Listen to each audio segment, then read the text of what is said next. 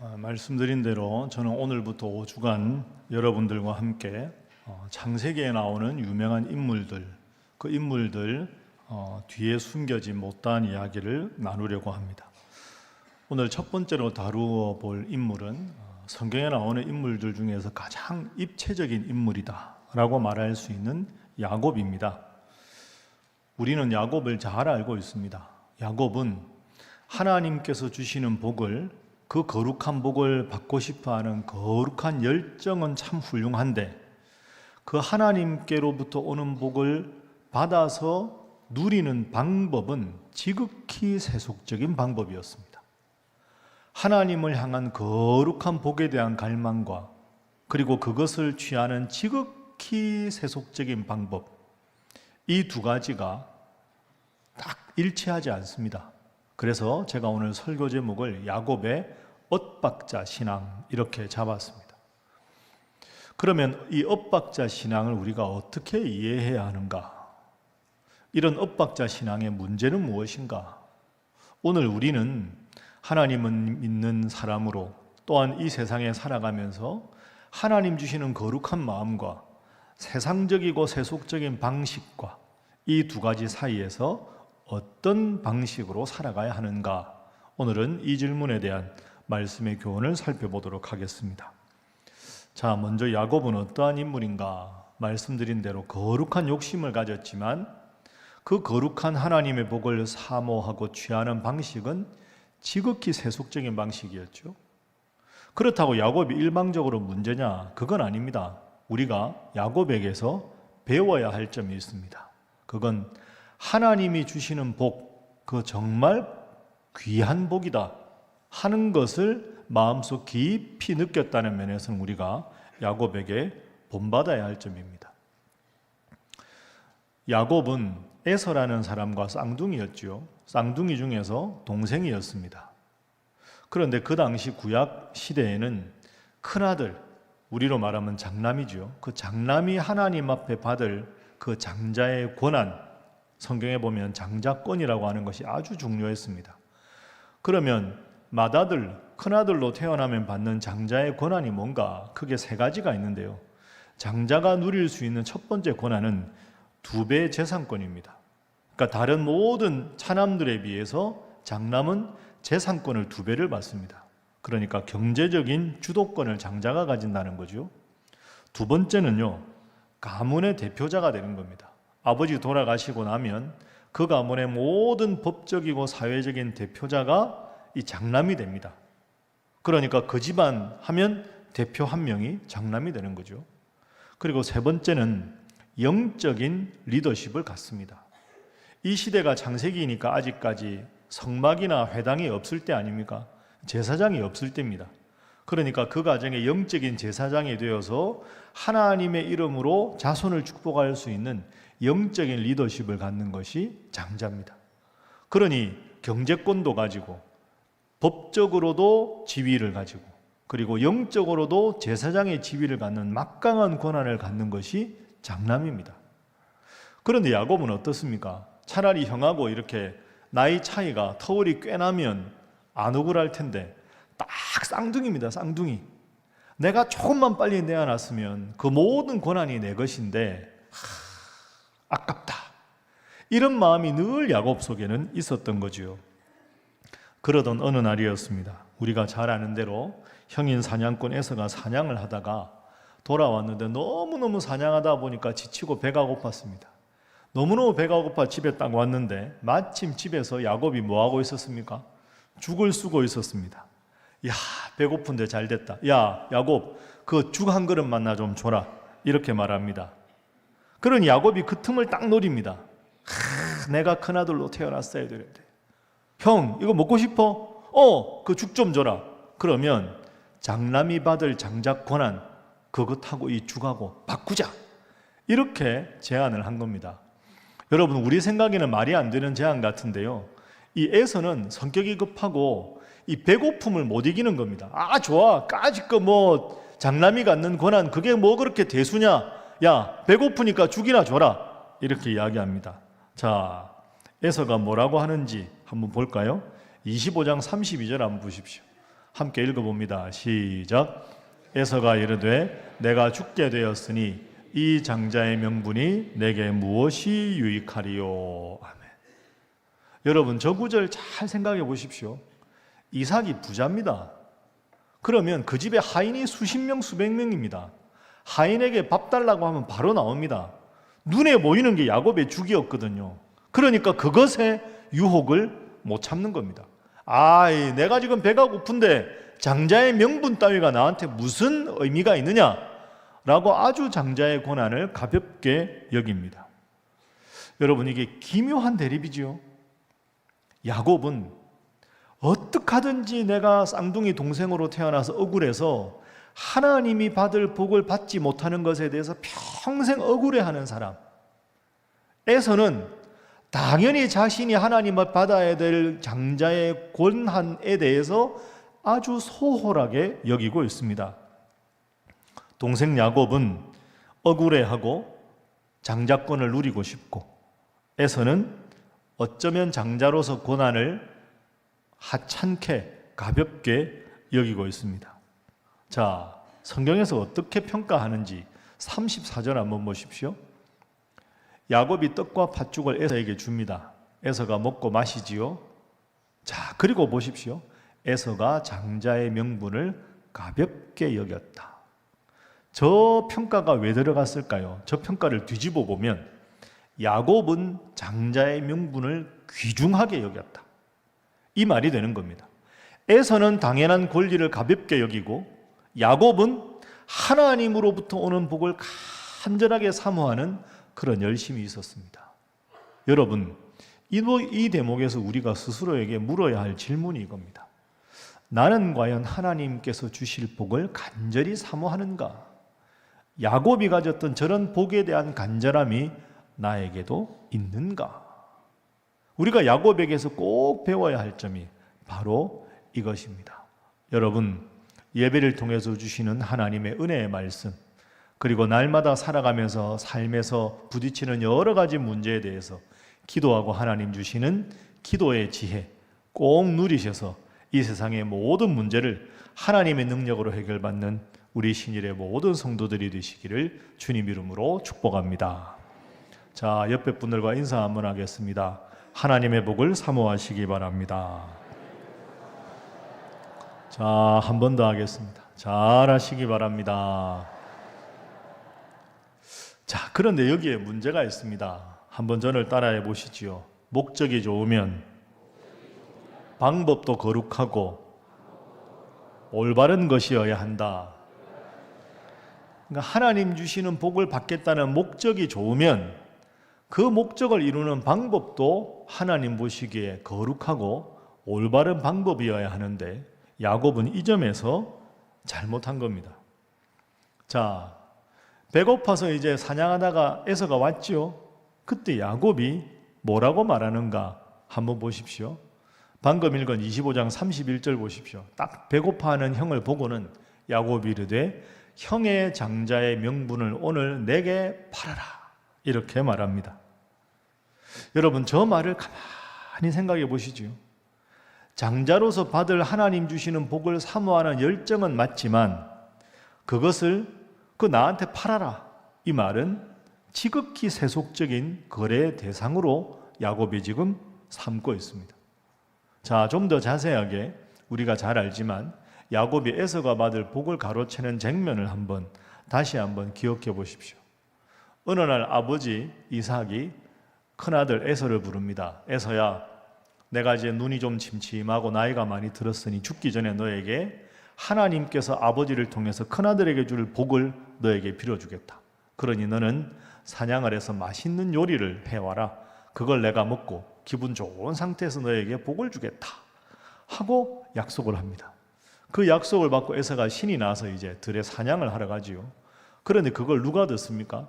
이삭의 아내 리브가가 듣습니다.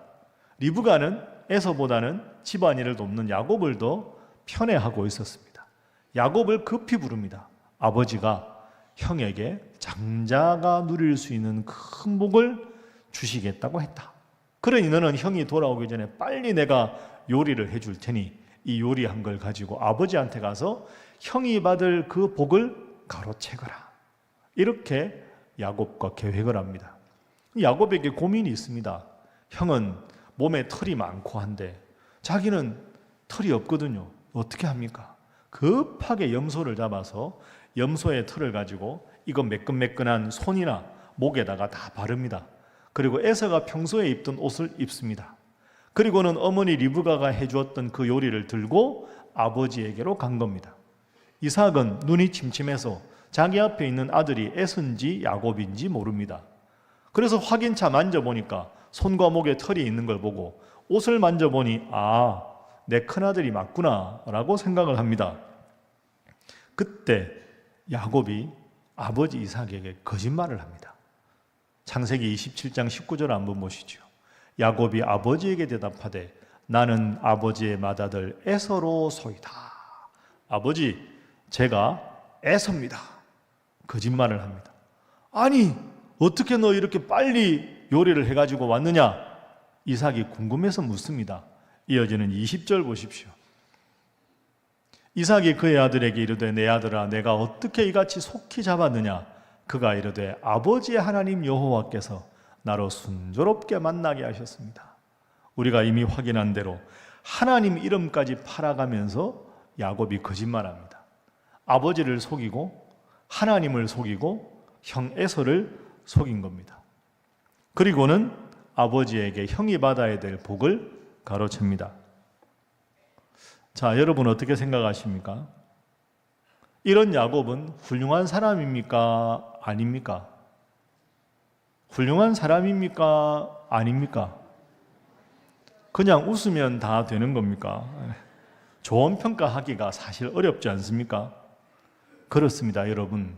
야곱의 문제가 이겁니다. 목적만 좋으면 방법은 어떤 방법을 써도 된다. 이거 야곱의 잘못입니다.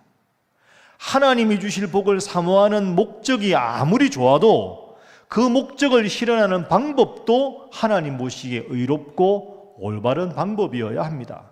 그런데 목적이 좋다고 해서 아버지 속이고 형을 속이고 하나님의 이름까지 거명하면서 자신의 거짓을 호도하는 것은 결국 잘못된 거지요. 뭐로 가도 서울만 가면 된다. 그건 바른 태도가 아닙니다. 자, 그러면 이렇게 어쨌든 아버지를 속이고 장남이 받을 복을 가로챘습니다. 그럼 앞으로 야곱의 인생이 어떻게 펼쳐졌는가? 그걸 보면 하나님이 이 행동을 바로 보셨는가 아니면 안타깝게 여기시는가를 볼 수 있겠지요. 이제 두 번째 장면입니다. 야곱의 남은 인생에 대해서 한번 살펴보도록 하겠습니다. 여러분, 야곱이 형이 받을 복을 가로챘을 때는 기분이 좋았는데 복을 받은 다음에 제일 무서운 사람이 누굴까요? 형 에서 아니겠습니까? 에서가 돌아와서 아버지한테 들어갔는데 아니, 내가 방금 복을 줬는데 이러면 야곱이 나를 속였구나. 화가 나서 동생을 죽이겠다고 찾아올 것 아닙니까? 그래서 결국 이 일 때문에 야곱은 우리가 아는 대로 도망을 갑니다. 지금 야곱이 살고 있는 데가 브엘세바입니다. 이 브엘세바에서 저 멀리 800km 떨어진 하란까지 도망을 갑니다. 그리고는 외삼촌 라반의 집에서 지내게 됩니다. 그런데 여러분, 이 야곱이 외삼촌 라반의 집으로 도망을 가지요. 그 라반과 함께 몇 년을 살았을까요? 여러분, 라반과 함께 몇 년을 살았을까요? 20년을 살았습니다. 20년. 그런데 이 라반이 대단한 사람입니다. 엄청난 사기꾼입니다. 야곱이 그렇게 속임수를 잘 쓰는데 야곱 머리 꼭대기에 있습니다. 그래서 20년 내내 정말 비참하게 외삼촌인데요, 노예와 다를 바가 없는 비참한 삶을 살게 됩니다. 20년 다 지난 다음에 외삼촌 라반을 떠날 때 야곱이 뭐라고 말하는지 한번 보겠습니다. 창세기 31장 41절 보십시오. 내가 외삼촌의 집에 있는 20년 동안 외삼촌의 두 딸을 위하여 14년, 외삼촌의 양떼를 위하여 6년을 외삼촌에게 봉사하였거니와 20년 내내 봉사했는데 보십시오. 외삼촌 라반은 내 품삯을 몇 번 바꿨습니까? 10번이나 바꿨습니다. 계속 품삯을 바꾸면서 정말로 이 야곱을 노예처럼 부린 겁니다. 물론 이 20년 지난 다음에 이제 가서 마침내 20년 만에 형 에서와 화해합니다. 그걸로 야곱의 인생이 끝나면 해피엔딩인데요, 그게 아닙니다. 20년 만에 겨우 이제 노예 생활 벗어나서 형과 화해를 하는 것이 나오는데요, 그 33장 이후에 34장에 보면 뜻밖의 사건이 벌어집니다. 창세기 34장에 가면 야곱에는 12명의 아들과 딸이 하나 있었습니다. 그 딸 이름이 디나였습니다. 근데 이 디나라는 딸이 세겜이라는 지역에 나가서 이렇게 구경을 하다가 세겜 땅의 추장 이름도 세겜이거든요. 이 추장의 아들이 보고 이 디나를 강간을 합니다. 강간한 다음에 마음에 든다고 결혼합니다. 여러분, 순서가 잘못됐지요. 일방적으로 강간부터 한 후에 결혼을 한다. 순서가 잘못된 겁니다. 그 야곱이 보니까 딸이 들어오는데 우리가 성경에 안 나오지만 펑펑 울면서 들어왔겠죠. 제가 외간 남자에게 겁탈을 당했습니다. 야곱이 아무것도 못합니다. 어찌할 바를 모르는 겁니다. 그러다가 이제 디나의 오빠 야곱의 아들들이 돌아옵니다. 화가 머리 끝까지 납니다. 내 여동생에게 성폭행을 하다니. 그래서 어떻게 하죠? 거짓말하는 겁니다. 세겜 족속에게로 가서 우리는 하나님 믿는 사람이라 남자들은 다 할례를 받아야 된다. 할례가 요즘 말로 하면 포경수술 비슷한 거 아닙니까? 포경수술 다 안 받으면 우리 함께 사도 맺을 수 없다. 그러니 그 부족의 모든 사람들, 남자들 전부 다 할례를 받습니다.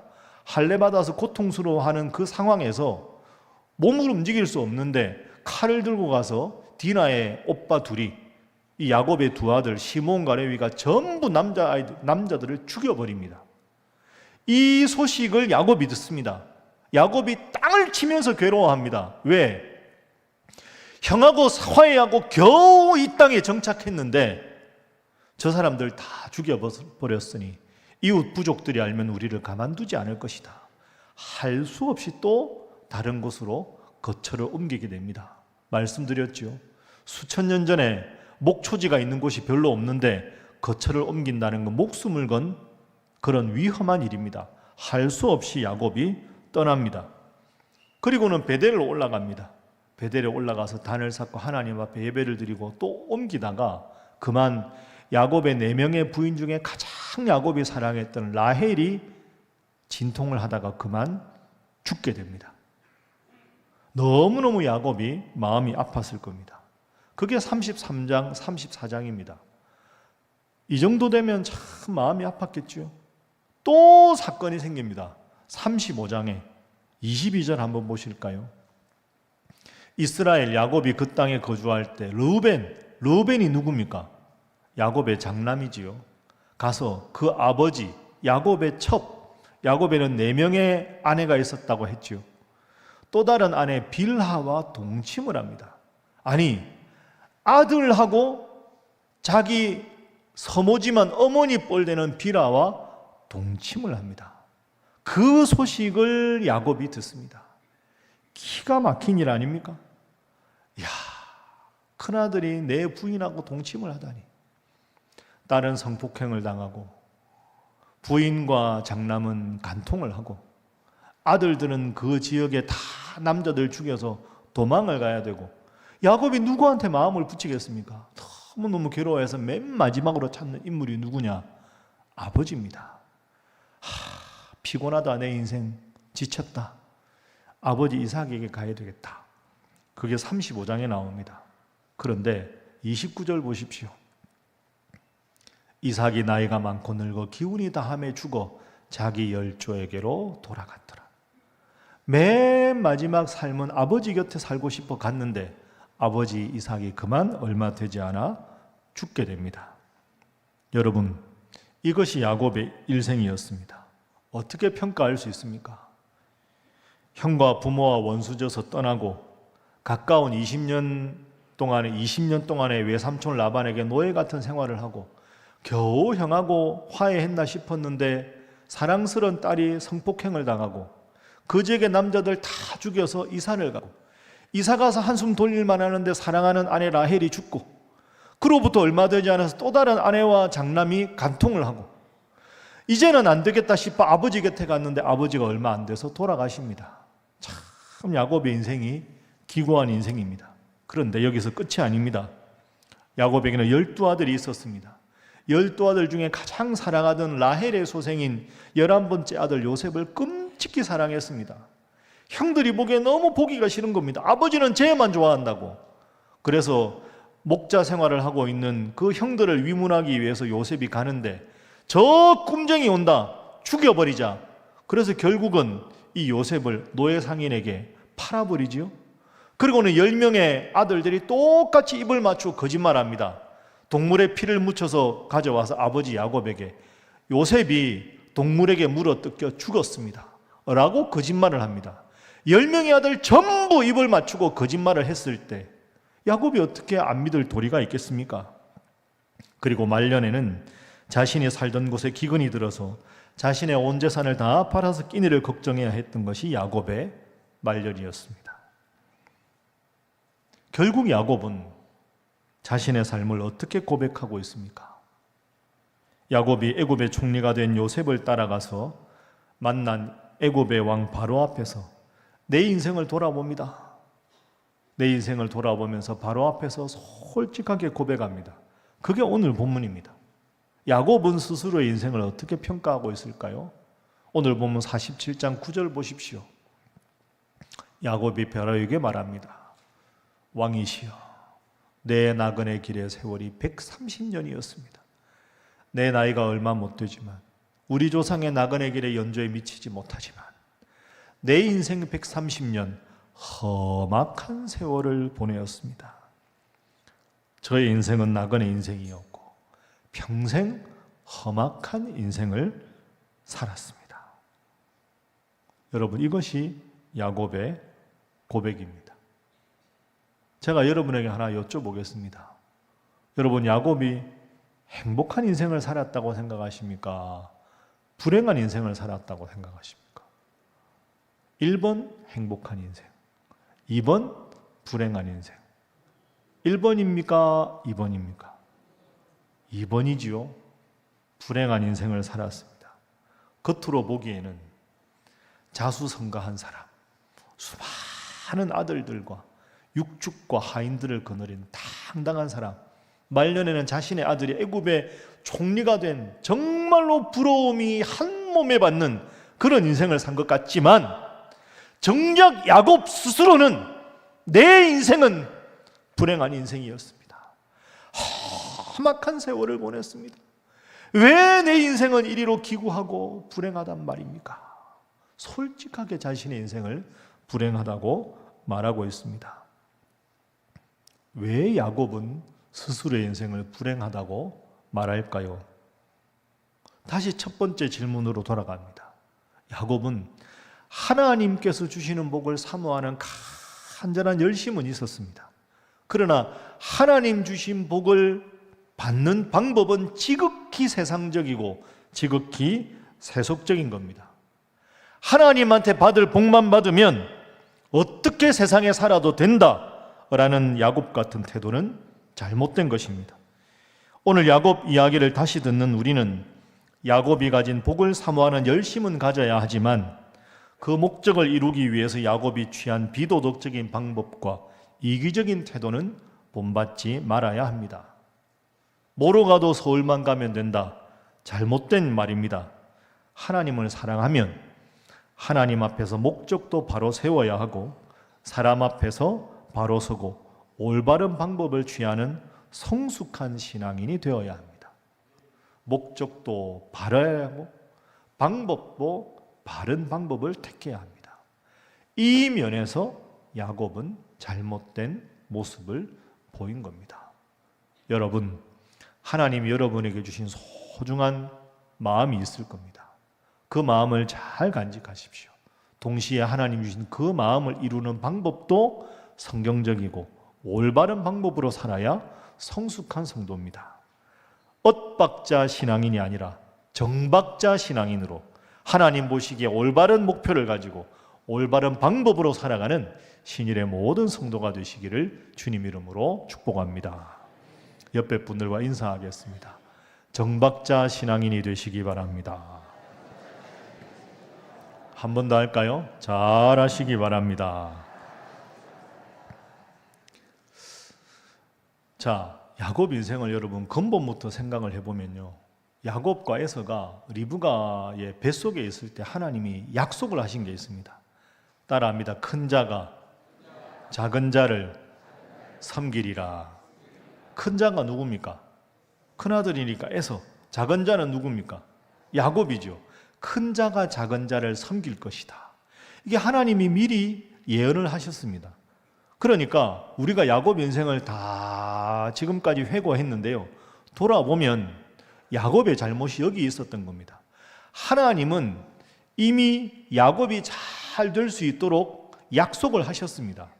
그러면 야곱은 하나님이 나를 잘 되게 이미 약속하셨으니 이런 인간적인 방법으로 죽어 한 그릇에 형의 장자권을 뺏고 아버지를 속이고 형을 속일 게 아니라 하나님께서 약속하셨으니 그 약속이 언젠가는 반드시 이루어질 것을 믿고 하나님의 뜻을 우직하게 기도하면서 기다리는 것이 야곱이 취할 바른 방법입니다. 그런데 야곱은 하나님의 약속을 온전히 신뢰하지 않았습니다. 여전히 둘째인 자신의 연실을 보며 불안해했고 형 에서를 속이고 자기 꾀를 부렸습니다. 결국 그런 것들로 인해서 야곱은 험악한 세월을 보내게 된 겁니다. 여러분, 세상 살다 보면 이런 경우가 있죠.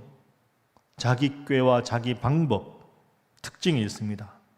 꾀를 부리면 현실에서는 즉각적인 효과가 있고 한동안 잘 통하는 것처럼 보입니다. 그래서 가끔 하나님 믿는 사람 중에서도 믿음으로 주님 바라보며 살아가야 합니다 라고 말하면 아, 참 순진한 사람이네, 세상을 모르네, 하나님만 믿는다고 뭐 모든 일이 다 잘 되나, 세상적인 방법도 써야지, 이렇게 생각하는 분들도 많이 있습니다. 믿음도 가져야 하지만 세상에서는 그것만 가져서는 안 된다고 말하는 사람들이 의외로 많이 있습니다. 그러나 여러분, 단연코 그렇지 않습니다. 결코 그렇지 않습니다.